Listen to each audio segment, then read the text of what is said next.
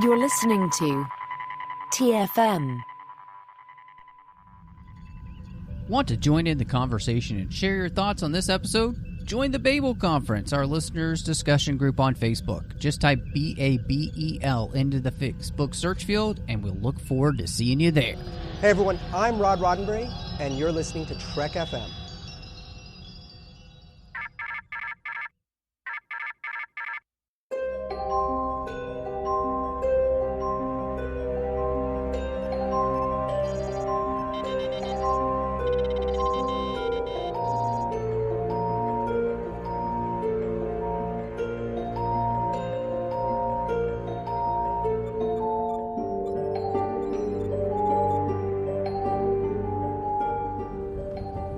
Are you taking all these books?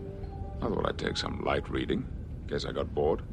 Hello and welcome to TFM's local books and comic show for Star Trek, and I'm just one of the hosts here, Matthew Rushing, and I'm so excited because with me, as he is pretty much all the time, Bruce Gibson. Hey, it's so good to be here, and I trust you're doing well, Matthew. Well, I'm kind of worried because, I noticed that you have a goatee, and I'm not quite sure that are you the mirror version of you, and this podcast is going to go off the rails very quickly, or did you just decide you needed the mirror look today? I decided to do the mirror look today, yes. I don't know. I just have a habit of switching up my facial hair or not having facial hair and whatever, and I haven't had a goatee in years, so I thought I'll do a goatee because, I've been watching stuff like 1883 on Paramount Plus, and I was like, I want to look like I'm a cowboy. Like Casey does. Yes. Well, I'm excited to have Casey back, and Casey has a beard that I am jealous of. So how you doing, Casey? I am good, and I trust that you are both well because of the spies that I have inserted into your lives, and you're going to be totally shocked by, because we don't all do that, apparently, if you read this book.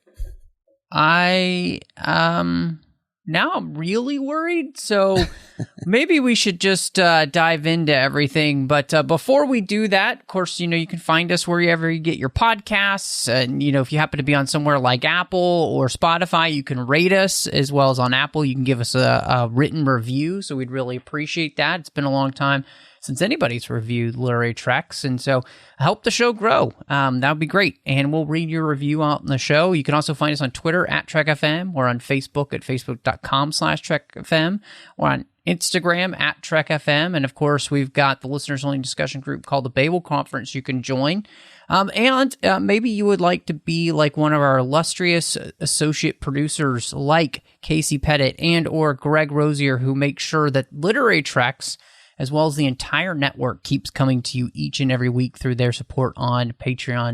You can go to patreon.com/TrekFM and see how you can be part of the team. And we would really appreciate that, as we are now headlong into 2022, which is kind of crazy. Which means, guys, before we get to talking about Mirror War Part 4, which I'm still not sure whether Bruce is a part of or not, and maybe that's why his facial hair, he's celebrating how much he's loving the comic. But before we get to that, we do have some book news about a brand new book that is going to be coming out in November from David Mack. And wow, guys, this one's kind of cool for a lot of people who are big fan of the Vanguard series, because, well, this is tying into that. So, and I know you guys are both so pumped. Yes. Absolutely. I know Casey and I are both pumped for Vanguard. I mean, this isn't a Vanguard novel.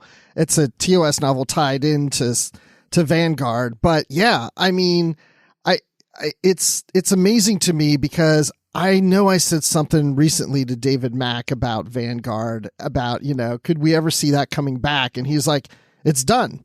There's nothing more to say. The story's done. I doubt we'll ever revisit it. And little did I know that he was working on this. Well, and it's kind of cool, too, because, we're seeing more and more novels coming out that take place during the series. And I guess this one probably takes place after the original series. But to be able to tie it into Vanguard and continue telling some of those stories is pretty cool.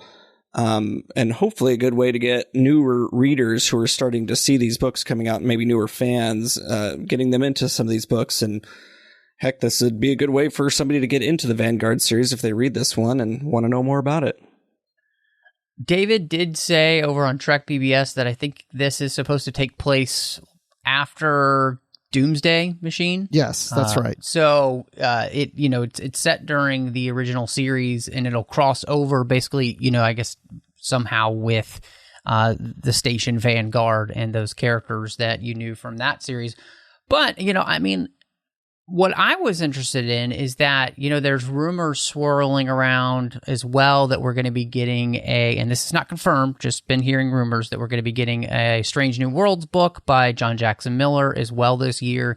And I was wondering, would they possibly bring Vanguard in as something they would do on screen? Because, why would you basically legitimize that series, that station, with this type of book if maybe you weren't going to utilize some of those ideas possibly? So I have no idea. This is just my thought process that or maybe they're just thinking, where are the books that we could maybe say, yeah, these books are, in line and would be in line with everything else. There wouldn't be anything in them that would be something that would go against what you'll see on screen on canon. So, I don't know. I'm really spitballing here, but it seems like that could be a really interesting and cool thing. So, yeah, I would love that. I don't expect that they will, at least for a while, do any kind of tie-in between Vanguard and Strange New Worlds, because what happens in Vanguard in that station's operation starts after Strange New Worlds. But yeah, Strange New Worlds could catch up to that, and especially you could work in some of those characters. It would be cool to work in some of those characters or other novel-verse characters into a Strange New Worlds novel. So I would love to see that. But now the station design for Vanguard was used in the remastered TOS. There was an episode, I can't remember which episode, but they took that station design when they were doing the new versions of TOS with the new visuals and CG and all that. And you see the Vanguard-like station in one of the episodes. That's cool. And I know that David Mack has been working with Prodigy. He's been working with CBS and Paramount Plus on Prodigy, and Dayton Warren's been involved, and then obviously Kirsten Beyer. So I agree with Bruce. I doubt that they would tie it in so closely, at least in the TV series. But yeah, I think they could easily have slipped in some characters or anything like that. And just because David Mack has said he's done with Star Trek right now as far as working on the shows, they always seem to be pretty tight-lipped about exactly what their involvement is, outside of what's already been announced. So, maybe he got to throw some ideas that way towards Strange New Worlds. Kind of cool to find out.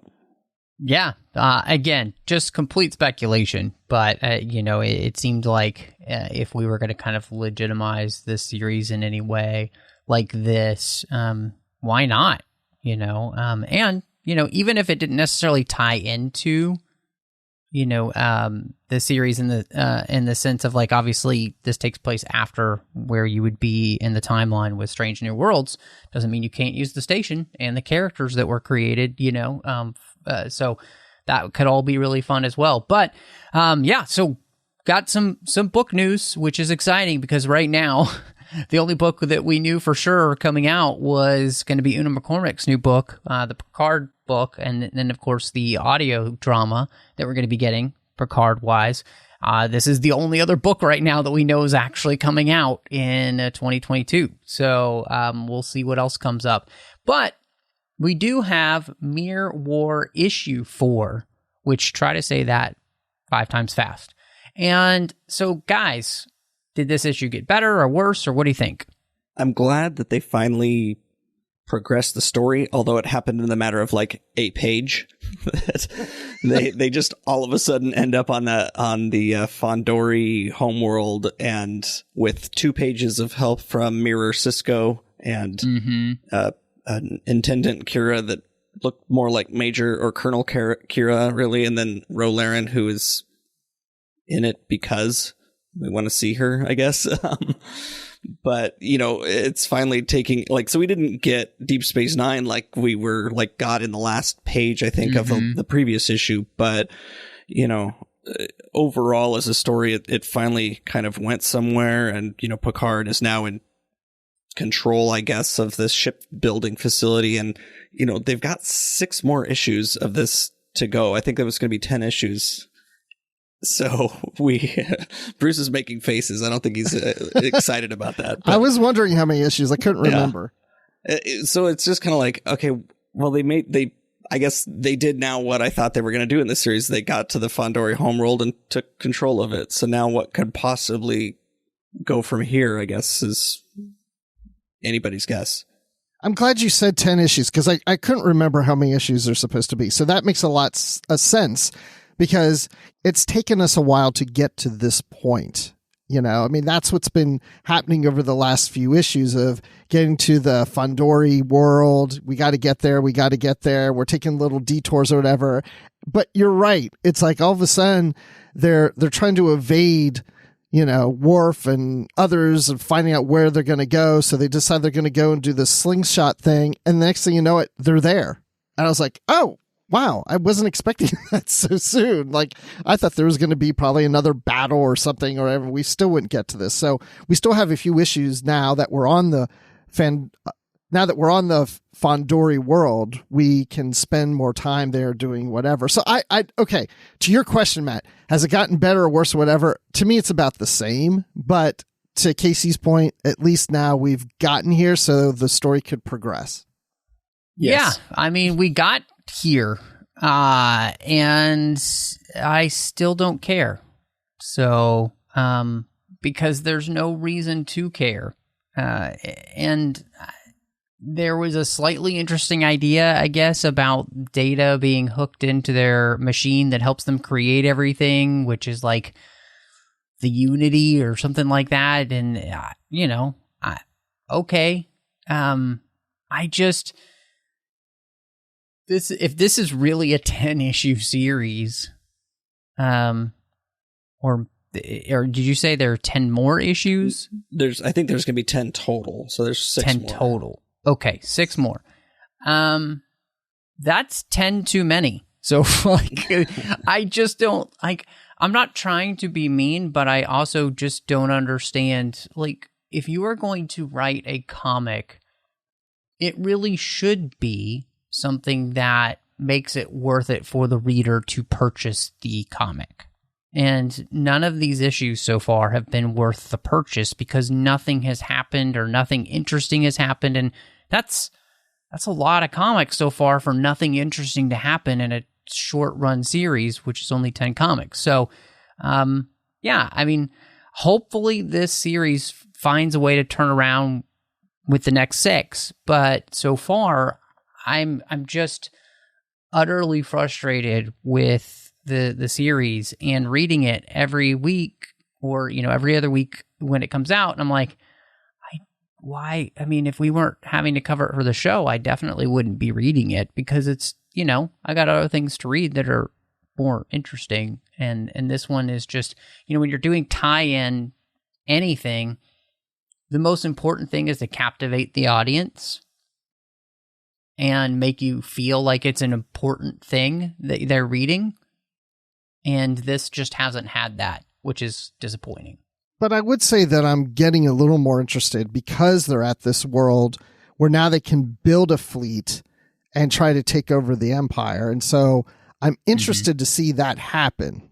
So I hope it doesn't take long.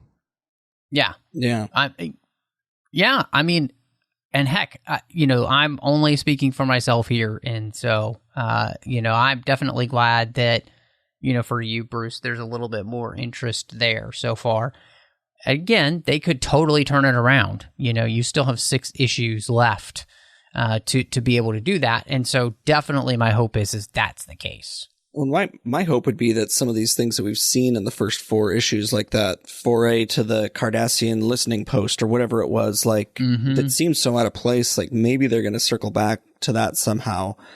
But I mean, this issue by itself, well, one, the ending of it got to where we were at the end of the previous series when Barclay had found the Fondori to begin with. And so now we're like 4 issues plus a 0 issue into this one. We finally gotten there. But like this issue kind of almost encapsulates how the series has gone so far, that there's like a bunch of just little things that happen, like that it opens with this weird car chase on the holodeck, you know, with Picard that does nothing, like literally nothing for the story, at least so far.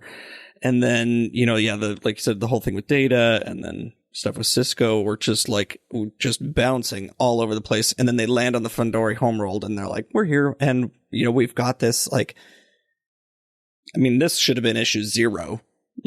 Really. So yeah, I'm hoping it gets better. I hope that there are some payoffs to some of this stuff, but I mean, it really brings up the question, like, how long should a story take to tell? And this one, it's almost like they decided that we're going to have a 10 issue series and we need to figure out how to fill that up now. That's kind of how it's felt, at least up till now. Well, that holodeck scene, that was interesting because, the car chase in the 70s, right? I mean, that's what Captain Picard's going to do in his off time. But what's interesting to me is the safety protocols are turned off. So when the car, and I love it's in the 70s because it's so typical of a 70s TV series where a car flips and explodes, you know. Right. But with the safety protocols off, it explodes and it damages the holodeck and the ship. Is that a first we've seen on the holodeck, the explosion like that the holodeck creates actually destroys the holodeck? I think you're right. Yeah. Which is pretty funny. I mean, and that was a moment where, as I was reading, I was like, we are literally just trying to fill up space right now in a comic instead of like getting to the point. And it cracked me up. I could not believe that we were doing that. But I guess it's par for the course with this comic so far. So, I mean, in many ways, it's not that unusual. But yes, Bruce, that was actually pretty funny to see, you know, this Picard in basically a scene from Bullet. Yes. So. Yeah. Well, and then we found out who the assassin, the guy who was attempting to kill Picard is, and it's Wayland, the ship historian. I didn't see that coming. Yeah, I mean, you know, those historians, they're up to no good. So. Right. Oh man. Well, I don't know. Like we all said, hopefully it gets better, but I feel like that we possibly maybe just might have a good book to talk about. So maybe we should jump into our feature. Well, I'm jumping in feet first. So we are here at the very last book in the 24th century saga that we have not covered. After this, we'll be caught up because after this, I believe it's the fall that starts. Am I correct in that? I think that is correct, right?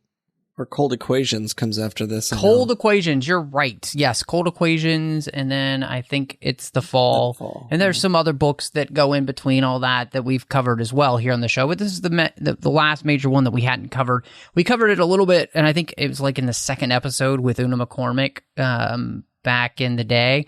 But this will be, you know, our official own review. So since that episode wasn't just about this book specifically. And so this book, though, is the Cold War for Star Trek. I mean, this is clearly exactly, this is the Cuban Missile Crisis in Star Trek, which I thought was a phenomenal idea here with the setup that they've been doing with the Typhon Pact. This felt perfect. Yeah, and we finally get the Tzenkethi, like a really good Tzenkethi story. I feel like they've been a little bit pushed into the background. And I was going into it wondering if they were going to have all of the powers coming together for, you know, whatever the story was going to be. But I really like how she really just kept it, you know, the way she did with the Tzenkethi and kind of the, you know, trying to take over the, I don't know how to say it, the Venettans or something like that, that, you know, and who felt slighted by the Federation. And so now they're going to basically the Federation's enemy. And so like, yeah, nothing's going to wake up the Federation more than somebody that they were negotiating before, like the Borg attacked and, you know, all the other things that have happened lately, than those previous friends, you know, are going to their enemies. So, you know, it just as far as like an overall setup for the story, yeah, this was a great idea. And yeah, never knew, like, if you're not caught up on the reading like I'm not, like, you never know, there could be a whole nother war coming when you start reading this book. So I'm glad it didn't get there though. But you know, the Venettes, they're very peaceful and they're very mild and very transparent. And I hadn't thought about it until you were just talking, Casey, but I thought, you know, if anybody in here I probably trust the most, it's them, even more so than the Federation, because you're right. The Federation turned their back on them, but not in a violent or, you know, an FU kind of way. It was just like, you know, things happen, other things they have to focus on. And then the Tzenkethi comes in and says, oh, okay, we'll be your friends. We'll, you know, make a pact with you guys. And, you know, that, and then all of a sudden the Federation's back and like, oh, well, we want to be friends. And the Venettes are like, well, we wanted to be friends with you. And then you left and then I made another friend. And now you want to be friends with me because I'm friends with this other people. Like, you know, it's like, who do you trust in this? But the Venettes are the most trustworthy. Yeah, I mean, I think it was really cool to watch Una craft this story with the idea of basically a Cuban Missile Crisis. And really that has to do with the setup from every other Typhon Pact book leading to this moment where the galaxy is in a state to which that could happen, where war could break out at any moment because people are unwilling to trust one another. And I think, like you guys are saying, the idea of trust is so important in this book because it's, who do you trust? Like, in a galaxy of broken trust, even among quote-unquote friends, who can you trust? And I found the way that the book works through all this, and even where the book leaves itself, it's like it's not an easy answer. Well, and you also can't really trust those that in the higher ups, you know, because there's Dr. Crusher being sent on this mission, and she's like, why would I be involved in this? This isn't my thing. I'm not the diplomatic officer or anything. I'm the medical officer, and they come up with some, you know, weird excuse, you know, whatever. And at that point, even I was starting to wonder, can we trust the upper echelon at Starfleet? Because it seems like they're up to something and they're not really being forthcoming as to why Crusher is there. Well, just, yeah, and especially when the Admiralty or whoever, you know, in Starfleet were really kind of working with the Cardassians to set up that whole, kind of tantrum, I guess, that the Cardassian ambassador had in front of them.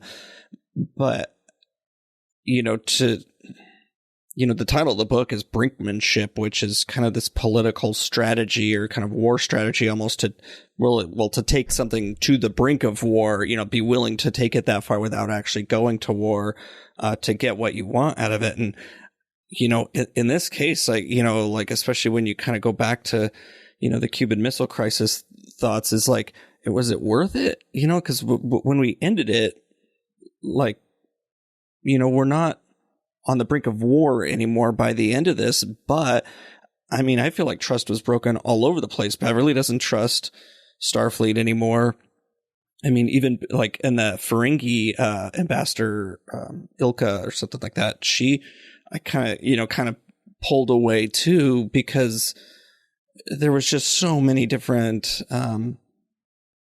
plots, I guess, going on within, you know, Starfleet and the Cardassians and whoever to try to basically prove that the Tzenkethi are not trustworthy. You know, and the Tzenkethi were actually in the perfect position themselves just to be like, hey, you know, we weren't the ones that turned our backs on you in the first place. And so they're just super manipulative of the Venetian people, and who are the ultimate, like, they're going to trust everybody because they kind of, you know, kind of like that concept in Star Trek Picard of absolute candor. That's kind of how they treated people, so they didn't understand all this other subterfuge and everything that was going on behind the scenes. They were just kind of like, tell us the truth and let's move on. But nobody else could do that. Yeah, you take a bunch of people who are untrustworthy and you put a trustworthy person in it and expose is the untrustworthiness of the group, right? Right. Both of you guys are just like nailing it, I think, with the way this book kind of delves into this subject of trust and how much on the edge of a knife we are. You know, Casey, you were talking about the idea that this book is called Brinkmanship on purpose because that's the game that's being played. That's the political game we're playing.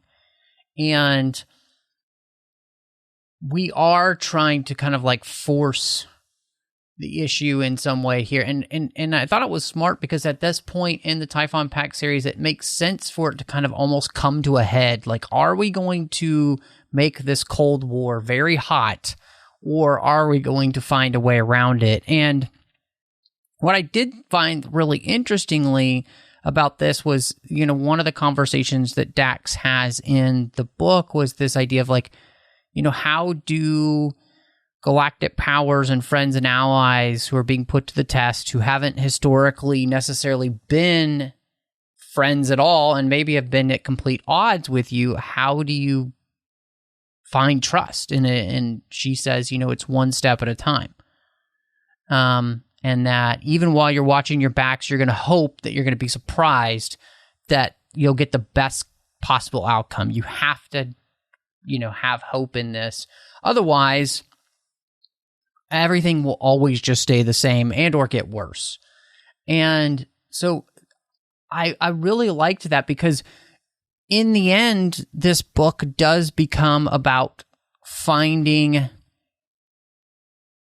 some way to trust. You know, with the Tzenkethi, you know, they make a step towards trust with the Federation, and that helps kind of break the ice of this Cold War in some ways. And I think that's really cool. But they had to take that step, and then the Federation then has to respond in kind. You know, and it's a really they're very tenuous steps that are happening, but they are both hoping for them not to get to the point of war, so they are willing then at the end to do what it takes to not have that happen. And with all the political machinations there going on, you know, the question keeps getting asked in the book, like, well, why do we do this? Why do we play this game? You know, why do we send spies and all of these things? And it's, I mean, when you come down to it, and you know, we'll talk a little bit about it later, but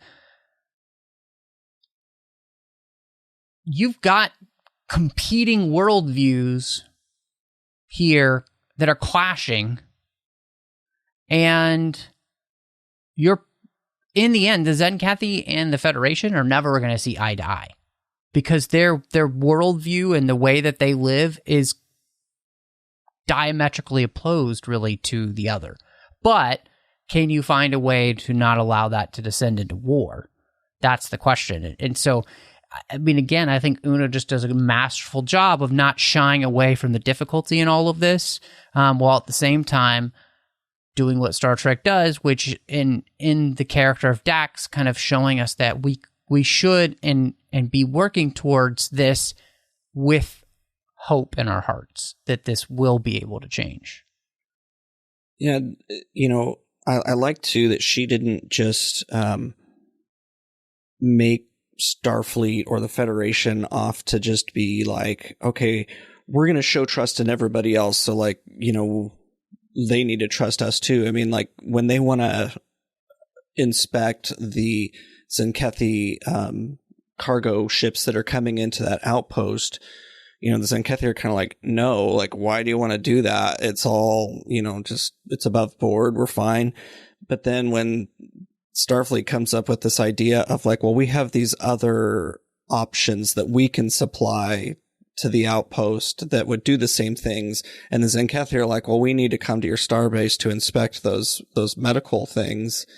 And on the Federation ambassador's like, what? Why do you need to come and speak? You just want to see our starbase and get our plans and everything. And it's like, You asked for the same exact thing, and they turned you down, and now you're like offended that they're asking you, and so like I'm glad that they didn't just be like, oh yeah, sure, we're the Federation, we're going to be trustworthy, so just come on in. Like, they felt like they still needed to hide something, like because come on down. Yeah, they just and you can't change overnight, and like they're enemies, and after the Cold War, like there was a lot of trust issues, and there's still a lot of trust issues between like the United States and Russia, or any of our other enemies, I guess, from prior wars. Like it's going to take a long time, which we see in this book, and Dax is great about having that kind of Star Trek mantra of we got to hope in a better future, and in the people. And it's not going to be easy. And that's, that the book is showing that is not easy especially in such a tense situation. Wouldn't it make sense for her to be that character because she has so many lifetimes of experience, right? So she's seen this play out through multiple lifetimes, and especially with the lifetimes that she's lived, like through Curzon specifically, helping to avert war with the Klingons and all that, so she literally has firsthand experience. Well, mostly firsthand experience as much as possible for anyone from the past of what that looks like. Well, and there's a lot of similarities between the Federation and the Tzenkethi. Just like you were saying, Casey, it's like, well, we want to check your stuff out. Well, we want to check your stuff. No. And they're both saying no. It's the same thing with spies. I can't remember which character said, but of course we have spies. We all do. They're spying on us. We're spying on them. It's like, we just do what the other one does because, we would lose if we don't play the same game. And because you're playing the same game, now you're not going to trust one another because you know that you yourself, the Federation, can't be trusted. If somebody came up to the Federation and said, do you have spies? Are they going to say yes? Are they going to say, what are you talking about? Spies? I don't think we have spies. So they know they can't be trustworthy either. So they're reflecting that onto the Tzenkethi and the Tzenkethi on the Federation. Now, the Tzenkethi has their own way of handling things that is a little more brutal than what the Federation would do. But in a lot of ways, they're very similar. And that's where the Venet people, the Venet Convention, is pointing out that, and we're finding out they're all very similar, but guess who's not like that? It's the Venets. And they're the ones that are not at war with anybody and not having spies and everything, and they're just sitting pretty. Well, and the beauty of that too is, and I love that she shows this, is that it's their naivety about the universe. Like, they've been so isolationist for so long that they have no idea what the rest of the universe is actually like, And so, yes, there's good about the way they do things, but there's also bad because it's not realistic. It's not. I always think of that stupid commercial. I think it was for insurance or whatever, and the lady's like, "Look at my wall, my Facebook wall," and she's literally pointing to a wall, and and then friend makes her mad, and she's like, "You're unfriended," and she's like, "That's not how this works. That's not how any of this works," and like that's not how the universe works. It's just not. And so even though we would hope that could be the case, like in all reality, imperfect beings throughout the galaxy make for an imperfect universe. And so we try to make the best of the reality we have, which I have to ask you guys, you both have mentioned this. We learned so much more about the Tzenkethi in this novel. This might be the first novel that really pays attention to them and fleshes out their society.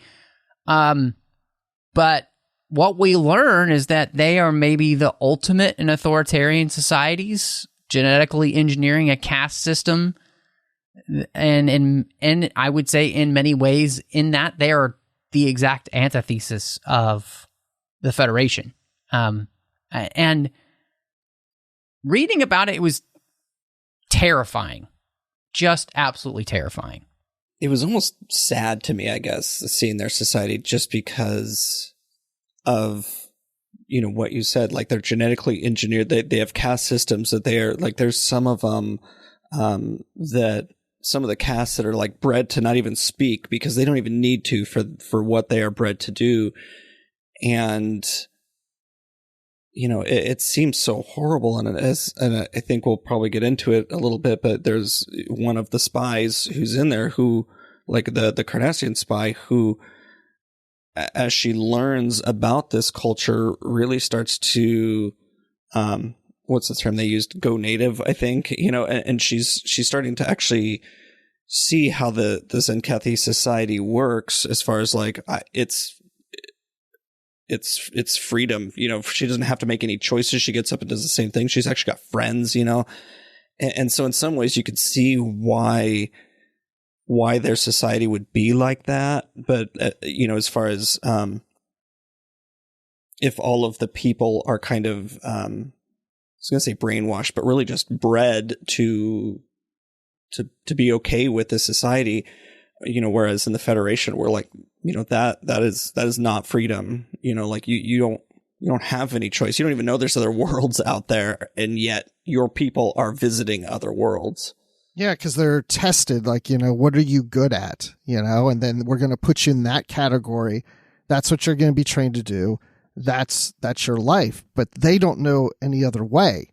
So they're not seeing it as anything invasive or suppression or anything like, for the most part, because this is just the way life is. And this is their calling and this is the place that they're put into. But for us on the outside, it's very limiting, and it's something that we would never want. We want to make our own choices. And yeah, it's troubling to think that someone could make a decision for all three of us as to what our life is going to be and what job we're supposed to be and what level of society we're at. And somebody makes that decision, not ourselves. I mean, to quote another franchise with a little tweak, this isn't the way. This is not the way. This is not the way. Right. So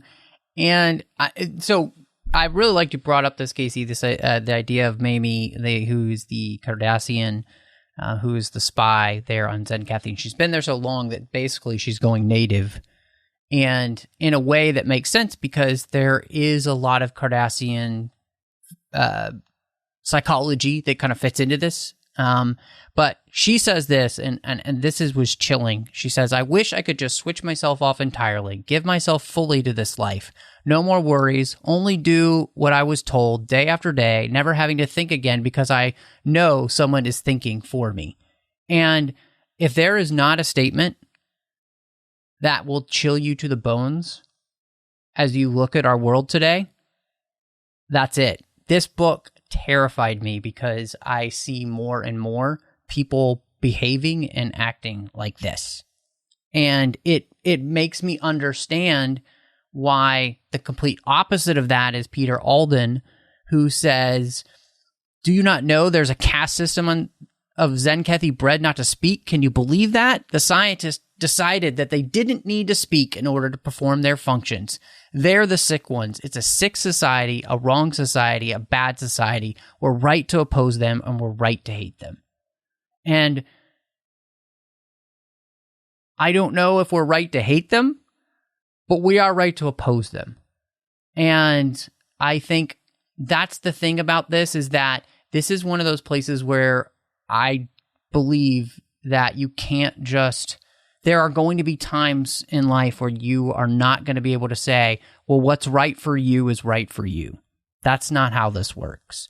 There are some things that are just completely and utterly wrong, and they will never be right. This is one of those things. And that's for me.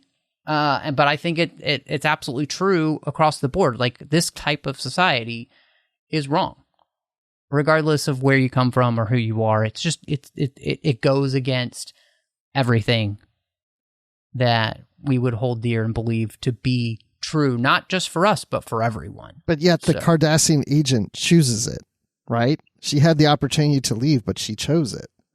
And you still think, even though she's a Cardassian, sure, she would not want that, right? So why would she... is it because her life was just something that she always had to worry about and she always had to make decisions and she just likes that idea? Like she said, switch herself off and just let somebody tell her what to do. Well, and I mean, I feel like that's what's so sad about her character is, I mean, you juxtapose her with the human operative that like was willing to blow both of their covers so he could get off that planet because he was so afraid of being there, you know, to where others in Tzenkethi thought they were having a romantic relationship kind of across castes that was kind of forbidden. And, you know, so he's like, I have to get out, like, I cannot live like this anymore. Like, we don't even know if his mission was done or anything. He had to go. He was like, I got to get out of here.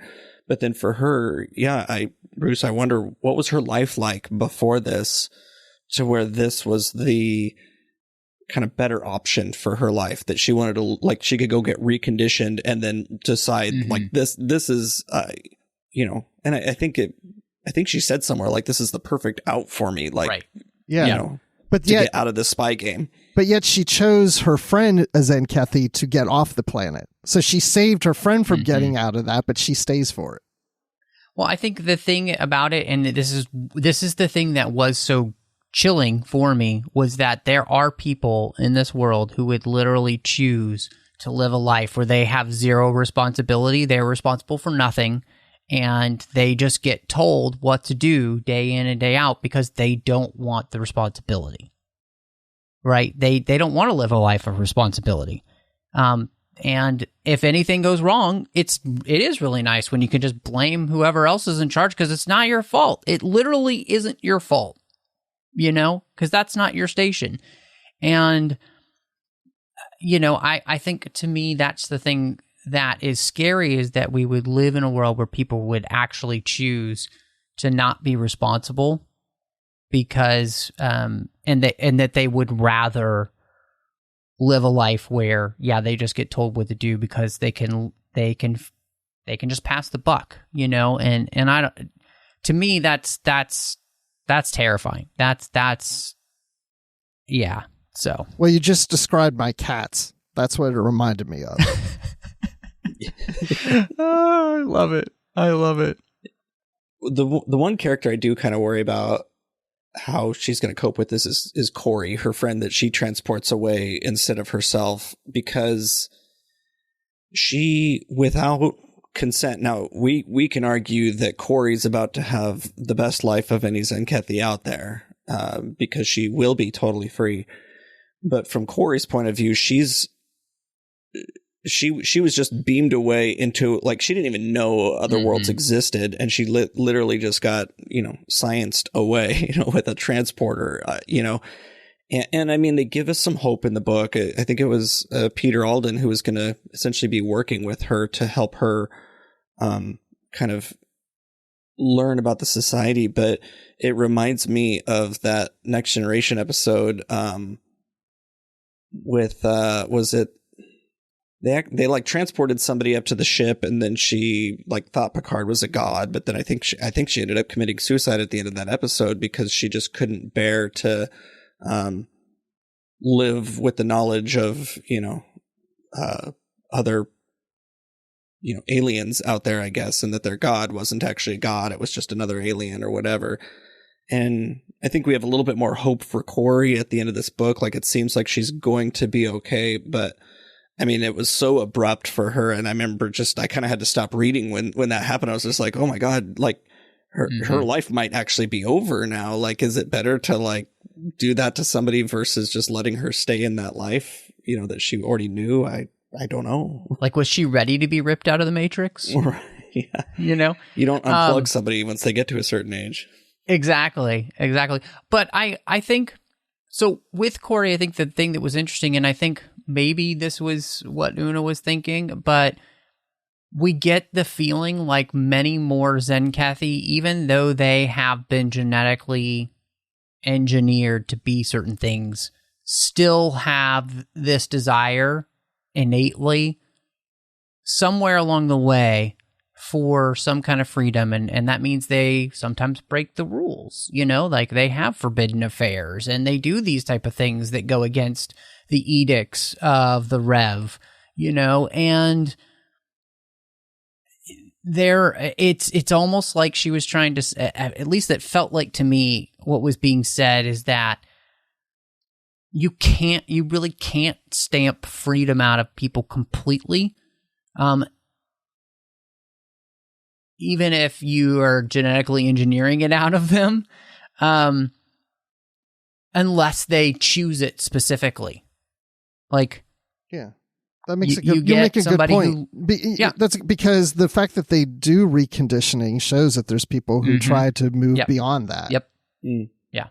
Yeah. So I mean, I just say it's so well written, and it's really good. And part of this, like for the series and for the book, one of the things we get to is the idea of like recovering identity, especially for the Federation, who exploration has become something that they can't even think about anymore because of all the, stuff that's hit the fan over the last like 10, 15 years in the Federation. Like everything has hit them, whether the Dominion, the Borg. I mean, it's just been endless, it seems like. And how do they recover their best selves, their best destiny? Like, because right now it's gone. And I really, I love that there is an answer in that. And it's through Crusher at the end. Even with all that happened to her, she sees that there is a way forward. And I thought that was pretty beautiful in this book. Yeah, it's, I feel like a common theme in Star Trek, and I think Picard says at one point, do you remember when we were explorers? And I think they mentioned it in Enterprise probably during the third season, like, oh, we want to get back to exploring. And I mean, even the Titan novels have really kind of taken that, like the whole launch of the Titan was supposed to be like, okay, we're going to get you out there to start exploring. But again, like every time they try to do that, these things, kind of keep bringing them back. Once you try to get out and they keep pulling you back in with, war or the brink of war.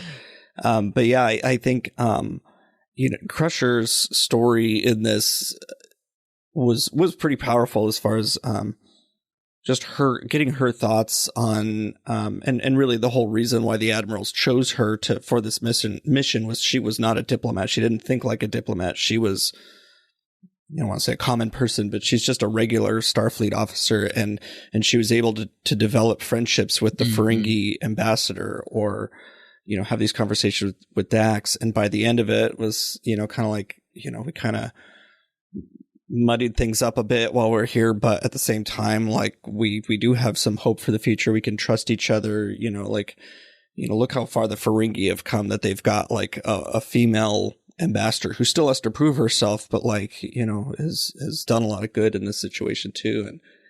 And, as far as like,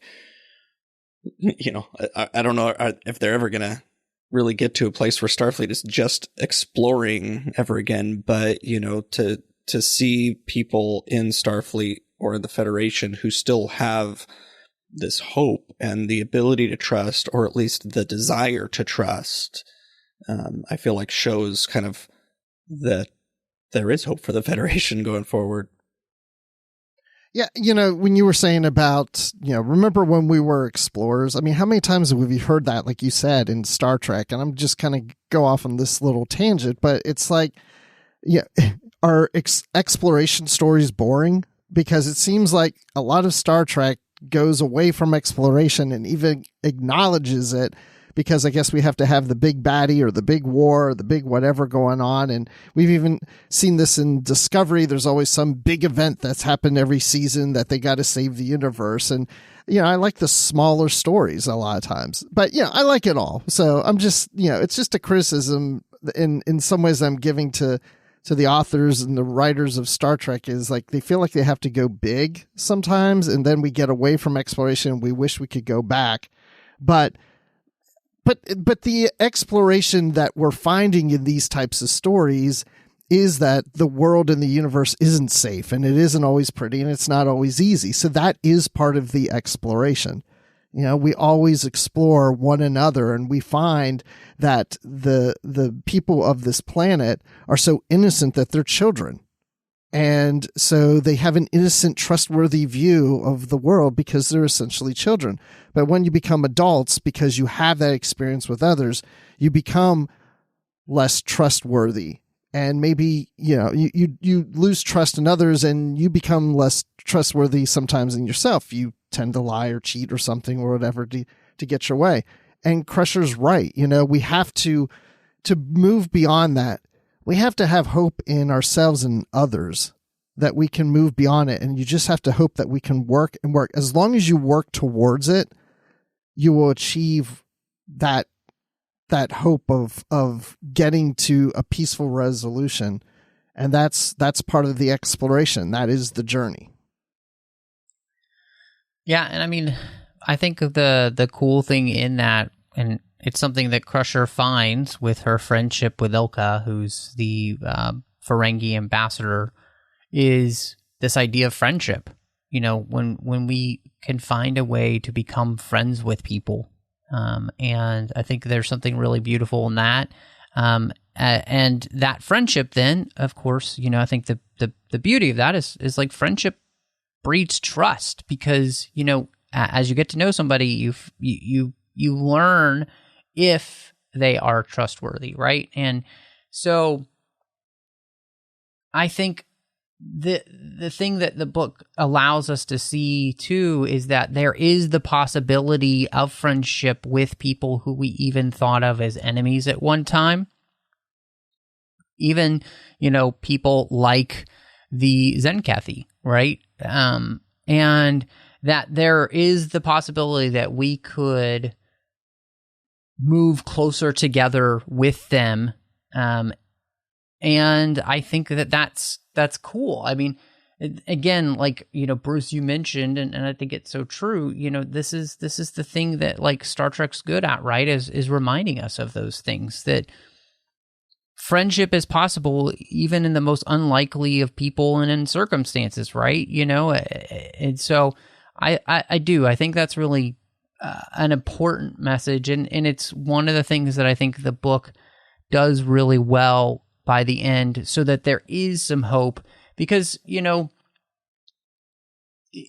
I think in the book series at this point, I feel like Star Trek had kind of lost a little bit of that, and this is kind of about putting that back together a little bit and giving us an opportunity to like hopefully see how we can move forward. And, you know, I think one of the things that this book I really enjoyed as well is that Una does a great job, I think, of very organically allowing the leading ladies to shine. So you have characters like Dax and Crusher and Ilka who really come to the forefront in this book and get a lot more page time than we've often seen. And it's to the benefit. I mean, you guys know how much I love Crusher and I love Dax. So it's like the fact that they both get the opportunity to really have something substantial to do in this book, and then you get introduced to this Ferengi ambassador. I think it just shows you the way in which you can have these type of books, and it doesn't always have to be Picard that's the main person. You know, like we can write other stories for other people, which is great, and I think hopefully they'll do more of. You know. And I think the way that they brought Crusher in here, because, you know, at first it was a little strange that Crusher was kind of the focus, and to some extent it was kind of nice just getting somebody else's point of view on things that were happening. But you know, when the Admiral ordered her to go because, you know, of her history with the Venetans and everything, which she was like, it was like 2 days, you know, like 20 years ago. You know, it was weird, but then by the end, I'm glad there was like an explanation. There was kind of a reason behind having her go, and it was, like I said before, just because she was close with Picard. She's a senior officer. She's a doctor. So like, I think that somebody at somewhere knew that this was going to come into play as far as, the Tzenkethi physiology or whatever. But it wasn't just kind of like we're going to make Crusher the kind of the lead of this story because we need a Crusher story. Like it could be anybody, but it's got to be Crusher. And it fits so well with her, the way that she related to Ilka, that I don't know if it would have worked if it was any of the other characters. I don't think this is one of those situations where you could have just dropped any name in there that you wanted to be the focus. Like it just felt like it had to be Crusher. And, if this was something that was on TV or, in one of the movies or something like that, it'd be like finally a good Crusher story, like she's expanding just beyond sickbay. She's, going out, she's making friends, and she's chosen for this mission because she's not a diplomat, but she shows how kind of diplomatic she can be, which was really great. Yeah, we get a Crusher story of her as a Starfleet officer and not just a medical officer, right? We have her, visiting the planet, doing a diplomatic mission, building relationships, trying to solve the mystery. That's what a Starfleet officer does. Whether you're a medical officer or you're an ensign in engineering, you're still a Starfleet officer. You're trained to do these things. And we get to see her not just use the trainings that she got going through the academy, but what she's learned by serving on the Enterprise and other starships. And that's what you get from Starfleet. She has mirrored and seen what Picard has done all these years. And there's Picard on the planet with her, and she's taking the leadership role, and she's doing it because she's learned from her experiences and watching Picard. And so it was great to see him take a backseat to what she's doing. Well, and then the cool thing is obviously to be very supportive of her, and so I think that's also something that's really cool and kind of beautiful about the whole thing. These characters are ones, you have this married couple and they're both very supportive of one another in some really beautiful ways. And so I think that is a really neat thing for us to be able to see as well. So, 100%, this is the type of story that, I think Una obviously should be very proud of. And it's such a, rich and deep book. And so for you guys, was there anything else that just really stuck out to you with the book that you really liked? Anything else? Was there anything, we've had nothing but effusive praise for this, which I think has been well earned, but was there anything that you didn't like at all about the story? I wouldn't say that I didn't like it, but the whole kind of, I guess, B story of the Cardassian spy on the Tzenkethi homeworld, it never directly connected with the major story, except that Dax had to go pick up this spy to get some information or whatever. But that being said, like it was kind of it was high time that we learn more about the Tzenkethi, and this was a fantastic way to do it rather than just having some Starfleet officers beam down to the planet and try to learn about them. We got like a firsthand view of the Tzenkethi society from one of the lower echelons, even while we're watching kind of some of the upper echelons doing what they were doing with the Venet convention. So I guess my only kind of like the thing that kind of pulled me away just a little bit was just the fact that they were so disconnected and with the human operative until he revealed who he was, and then eventually got brutally killed by the Cardassian spy at the end. I was starting to wonder, was he going to be somebody like, was it going to be Bashir or, somebody else, or how was this going to like connect to, the other stories? Like, are we going to find, like, is the Aventine going to come and, do something on the planet? But they just didn't really connect up. It was just that Dax had to go pick up the spy, which turned out to end up being the Tzenkethi person anyway. So it was just a little bit disjointed, but at the same time, I can't say that I didn't like it because we learned so much and it was such a good story itself. that kind of, whereas back in, was it Rough Beasts of Empire that had two different stories in it that never really seemed to connect. This one had two that didn't quite connect, but I don't care because they were both, the A and B stories, I guess, were so well done. Mm-hmm. Yeah, I mean, they did kind of connect, like you're saying, but not directly. But yeah, because what you hear in the convention is between all these different factions of, governments and species and such, is the lack of trust and knowing that there's spies and, that everyone has spies somewhere and we get to see some of those spies, right? So that kind of has that connection there too. I would say that the thing I probably liked the least, but then it corrected itself later, is the Cardassian negotiator, Detrick, that was a little over the top and a little too angry and almost a stereotypical mad Cardassian. And then we kind of find out that it was an act to begin with. So that corrected it for me. But that character, I was just like, oh, whatever. This woman's just like, she needs to like chill out. Take a chill pill. Yes. Yeah. Casey, I do think,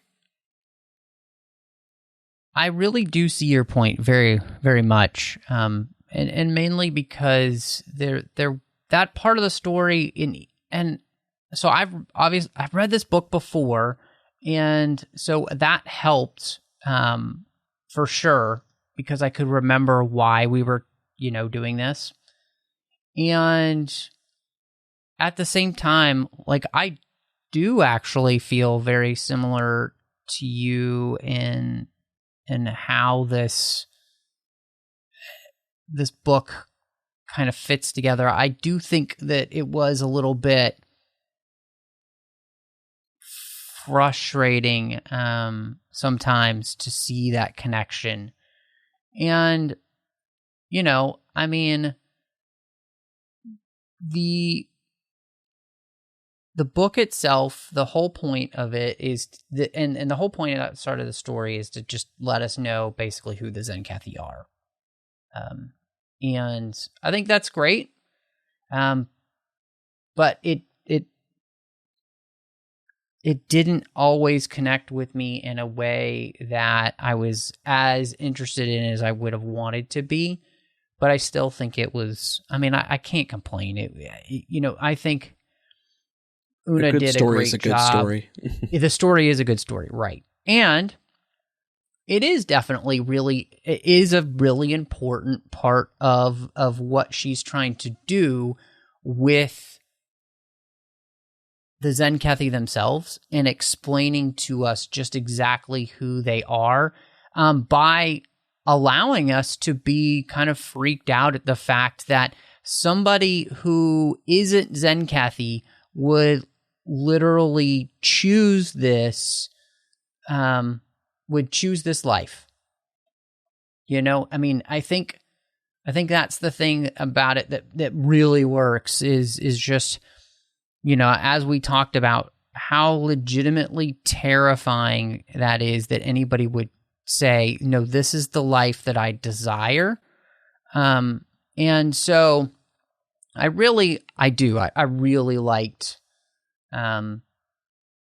I liked that part of the story, even though sometimes, like you, I found myself a little bit sometimes frustrated with it. And I think part of that is just that I was frustrated with her as a character. Like, I'm frustrated with the fact that she would choose that. I just revile against that idea.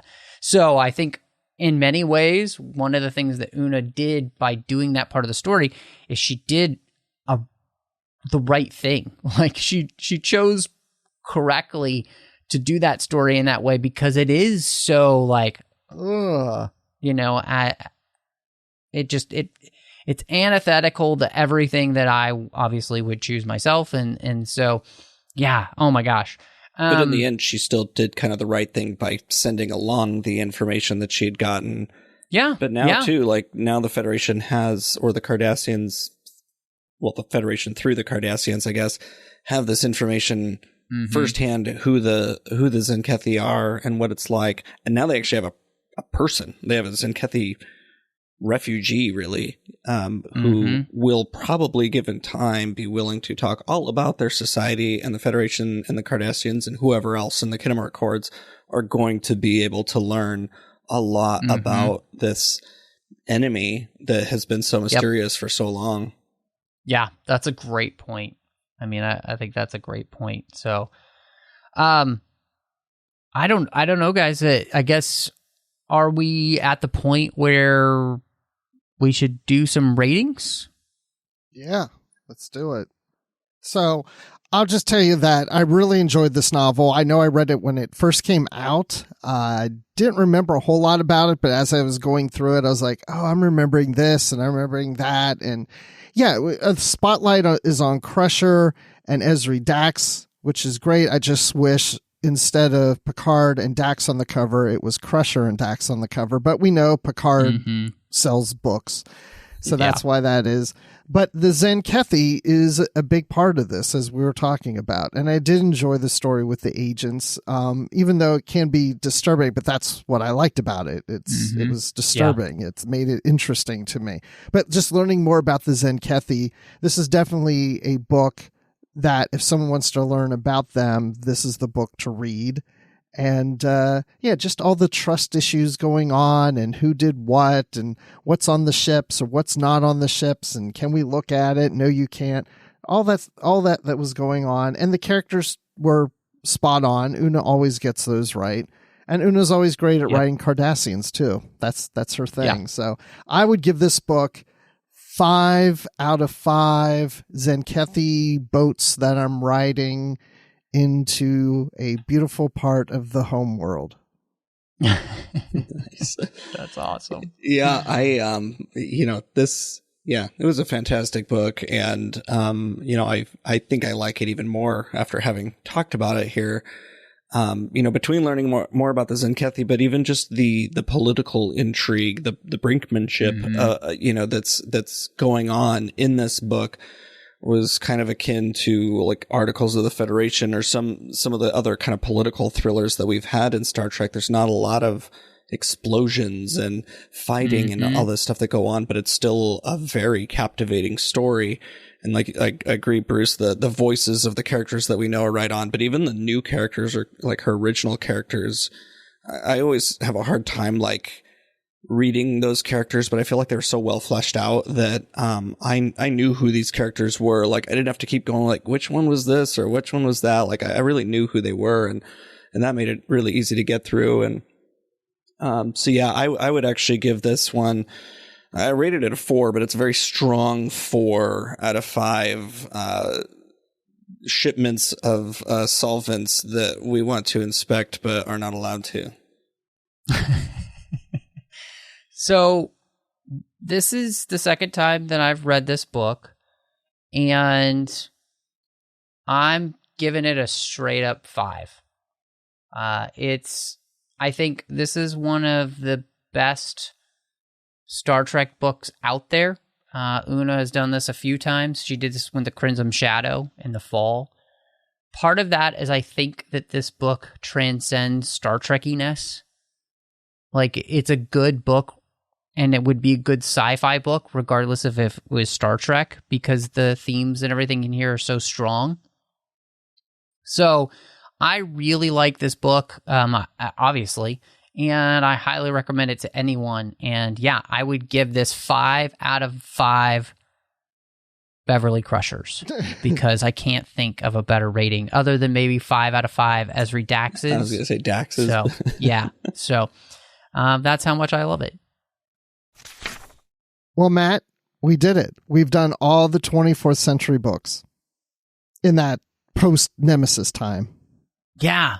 Well, and I don't know if this counts, but we haven't done Left Hand of Destiny. So we're going to do those here this year, which will be fun. But I mean, yeah, we pretty much, it really is. Most of them have been covered now, which is kind of crazy. And big accomplishment for Literary Treks after, I don't know, I think we started the show in like 2012. Wow, so a decade. It's been a while. Yeah, it's been a while. It's been a long road. as they would say.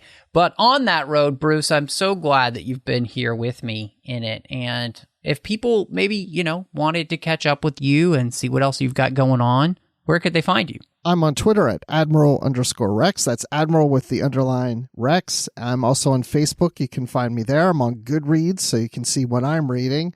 And you can also find me on the Positively Trek podcast with Dan Gunther. And Casey, it's always good to have you back here in Literary Treks. I'm so excited that you've been joining us more often, and I think the listeners are too. So where could they find you? Well, thank you, and I am very excited to be here, and I will continue popping in from the green room with Dayton as long as you'll have me. So, and in the meantime, you can find me at Knitting Trekkie pretty much everywhere: Twitter, Instagram, Goodreads, Letterboxd, also on Facebook, and also on a podcast called Mickey's Marvels, where we talk about everything under the Disney umbrella. Awesome. And of course, you could find me on Twitter, Instagram, Letterboxd, Vero, all those places under the name MattRushing02. You can also find me here on the network. We've got a whole other side of the network that, we don't just talk Star Trek here in the network. We talk all the fandoms we love. So if you want that, you got to go to the 602 Club. You can also find me there in the 602 Club with a couple of bonus shows as well, with Snyder Cuts, as well as Assembling Avengers with John Mills. Then you'll also find me doing The Orb, as well as Warp 5. The Orb is about Star Trek Deep Space Nine. Warp 5 is about Star Trek Enterprise. And then over on the Nerd Party Network, I've got two shows. One is a Finnish show, did that with Drea Kaufman, called Owlpost. We talked about every single chapter of the Harry Potter series, one chapter at a time. And last but not least, you'll find me doing Aggressive Negotiations, a Star Wars podcast with the aforementioned John Mills. But as always, thank you so much for joining us. And until next time, live long and read on. What do you call that, light reading? To each his own, number one.